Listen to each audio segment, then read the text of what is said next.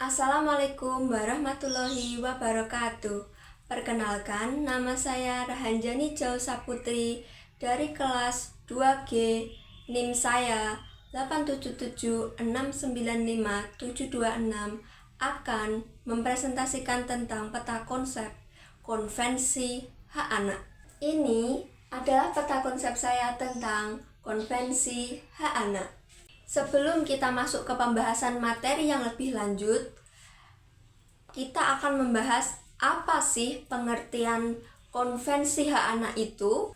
Konvensi hak anak sendiri menurut UNICEF adalah perjanjian antar negara-negara di dunia yang telah berjanji untuk melindungi hak-hak anak yang ada di seluruh dunia.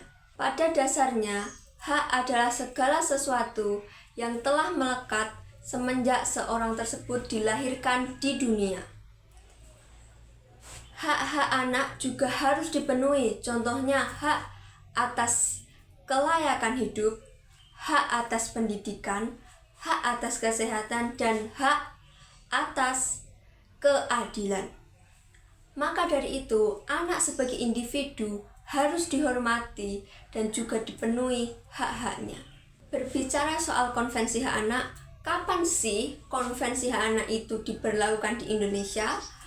Konvensi hak anak mulai diberlakukan pada tanggal 25 Agustus tahun 1990.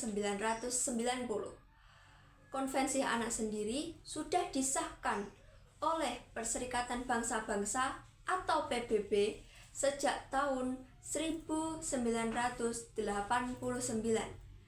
Maka dari itu, konvensi hak anak telah berlaku di Indonesia selama 35 tahun. Jika konvensi hak anak adalah perjanjian antar negara yang telah berjanji untuk melindungi hak-hak anak, lalu siapa sih anak itu? Menurut undang-undang, anak adalah seseorang yang berusia di bawah 18 tahun. Termasuk ke dalam anak yang masih ada di dalam kandungan dan juga seorang yang belum pernah menikah. Maka dari itu, anak di bawah usia 18 tahun masih sangat perlu dan butuh bimbingan orang tua dan pengawasan orang tua untuk bisa membimbingnya di masa depan kelak. Selain hak, anak juga memiliki kewajiban yang wajib dilaksanakan. Lalu, mengapa kewajiban harus dilaksanakan? Kewajiban seorang anak wajib dilaksanakan karena itu adalah suatu tugas atau bentuk tanggung jawab anak terhadap pihak yang lain. Contohnya, pihak antar anak dan juga pihak orang yang lebih tua.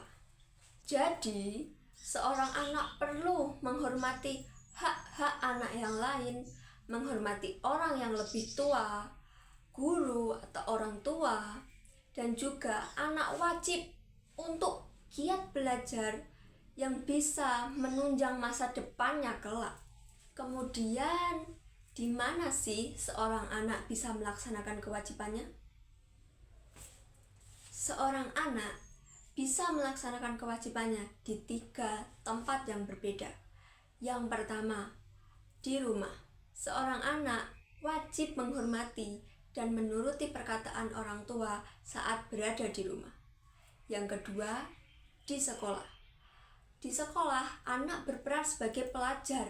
Jadi, anak harus menghormati guru sebagai orang tuanya di sekolah. Yang ketiga, di lingkungan masyarakat. Jika anak telah terjun di lingkungan masyarakat, maka anak diwajibkan untuk bisa berinteraksi antar individu yang satu dan individu yang lainnya. Dan yang terakhir, bagaimana keterkaitan hak dan kewajiban seorang anak? Keterkaitan hak dan kewajiban seorang anak adalah dengan menumbuhkan rasa tanggung jawab, rasa peduli terhadap antar sesama.